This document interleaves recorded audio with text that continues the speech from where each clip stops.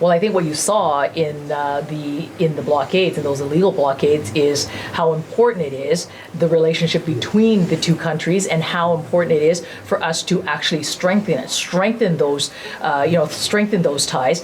And I always remind our American colleagues of this trading relationship and how beneficial it is not only to Canadian companies, Canadian workers. I mean, $450 billion of trade happened last year between Canada and the U.S. These are important numbers. It's important in our economic recovery. It's important to both economies.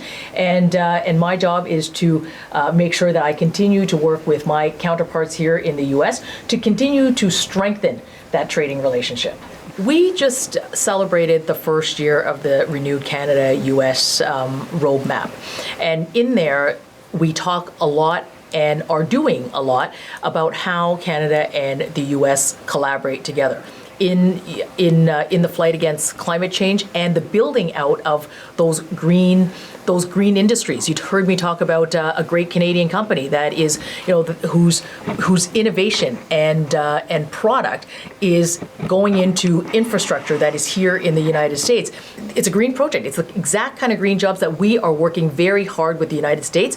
Businesses are doing that between themselves, and I'm doing that between our two administrations in an effort to strengthen this relationship, because what we want to do is we want to build resilient supply chains. We want to create a battery ecosystem that is going to be beneficial to Canadian businesses and American businesses. So this is very much about strengthening this partnership, and that work continues. So we're both interested in these trade corridors remaining open.